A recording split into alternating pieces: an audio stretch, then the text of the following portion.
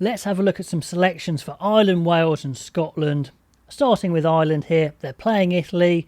Now, I think they're going to win this game fairly comfortably. Hopefully, Italy have a slightly better performance than they did against England and get themselves in the game, but I think Ireland are going to have too much. And I think it is a chance for Ireland to rotate a few players. They've been very consistent throughout the autumn and the first two rounds, so I think now's a good time to get some guys in there.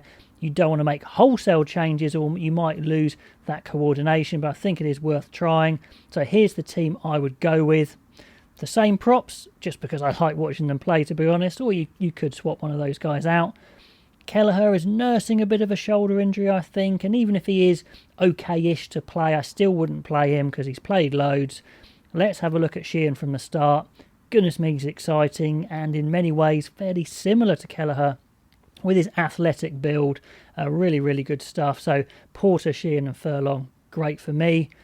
A couple of changes in the second row. I would give Ryan a rest on the bench. I've moved Byrne to 6 to give him a go there because I think it's worth playing him in both positions.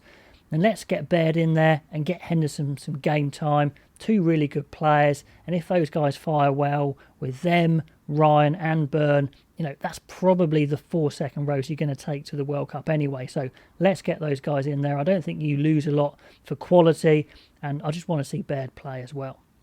At 7, well, Van der Fleer is pretty much undroppable at the moment. The open side of the championship so far, probably. Some of you guys in the comments are just amazed how much he's improved over the last year or so. So that's good stuff. Conan in there at 8, just keeping a bit of continuity. So that's my pack. A few changes, a few the same.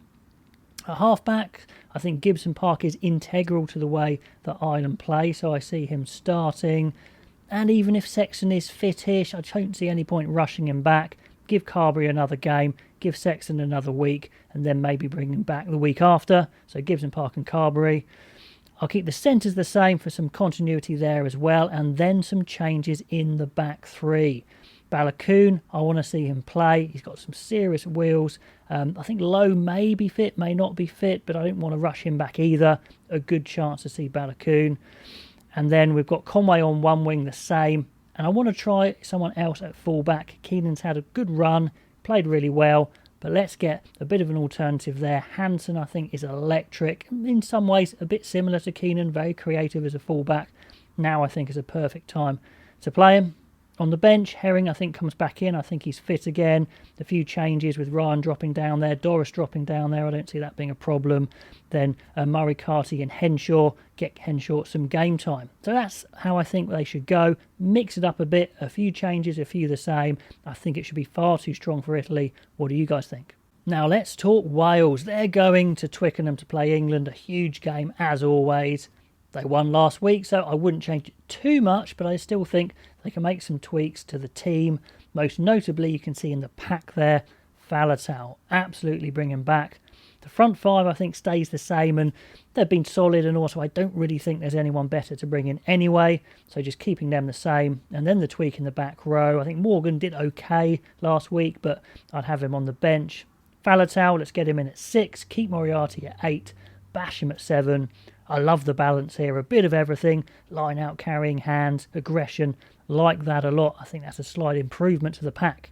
Halfbacks, I think, pick themselves, stay the same. Thomas Williams and Biggar are playing well. Biggar was an absolute beast versus Scotland. He was impressive.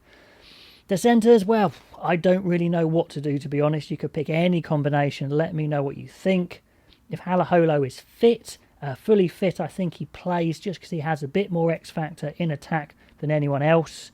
Watkin was solid, but just doesn't look quick enough to me for an outside centre. Made some good breaks and stuff, but really looked a bit one pace, so it's not that he played badly. I'm just not sure he's quite at that level at 13. Tompkins, I think, hangs on in there at 12. Maybe you could bring Jonathan Davis in. Love to know what you guys think. I am 50-50 on the centres. In the back three, well, you can see what I've done. I've dropped Lewis Rees-Zammit down to the bench. There's no rule that you say you have to start him every match. He's had 2 games where he's made some bad mistakes, so I think that's fine. Cuthbert did really well last week, so I think he retains. And with Adams coming back online, he has been Wales' best winger for a couple of years now, so I think he starts. And Liam Williams was class at fullback in the last game, so he obviously starts at fullback. And a very similar look to those replacements there, apart from you've got Morgan dropping down and Lewis Rees-Zammit dropping down as well. So those are the changes I'd make for the England game. Let me know what you guys would do. Now talking Scotland against France, a huge task. They might be on a bit of an emotional downer from that tight loss against Wales. They know they missed a trick there for sure. Can they pick themselves back up? Well, we'll see. I think they could do with just powering up their pack if they can. Sutherland looks like he's injured, which is a real shame, so Schoeman starts for sure. Batty comes onto the bench. I think Turner's the slightly more physical hooker, so he plays, and I think Xander Fagerson's the best tight head, so he plays. Gilchrist and Gray retain. I don't see any improvement to be made there anyway. Skinner, I think, drops to the bench. He was okay against Wales, maybe not devastating. And what I'll do, just to power up a bit, is move Matt Fagerson, who carries really explosively, into 6. Bradbury to 8, keep Watson at 7. I think he hasn't quite been up to his highest standards yet, Watson, so he's due a good game. So I think that just powers up their pack a little bit. In the halfbacks, Price and Russell are their best halfbacks. Plenty of comments about Russell costing them the game, becoming a bit of a liability maybe. And that is Russell, really. He will smirk a bit. He doesn't work on his physique as much as other players. He just loves playing and he'll do amazing things, and sometimes he will do these things. And until you have a better alternative, there's not a lot you can do anyway, I don't think. In the centres, Tuipulotu, I thought, really added some attacking edge to them, and Harris Retain's been playing very well in attack and defence, so I think that's pretty settled for me. And back 3 picks itself, Darcy Graham, amazing, on fire. Hogg playing well. Van der Merwe, one of their best wingers over the past couple of years, probably not quite to his high standards either. Then on the bench there, McInally, Batty and Nell. Skinner, I think, is the perfect sub on the bench, covering 6 and back row, 6 and second row even. Darge there covering 7, and of course you can move Fagerson to 8, so you've got all the cover there, it's not a problem. White and Kinghorn and Redpath again, who many might want to start, but I think against France, with that extra physicality, I think Tuipulotu starts. So let me know what you think of all those teams, guys, Ireland, Wales and Scotland, and what you would do, and I'll catch you next time.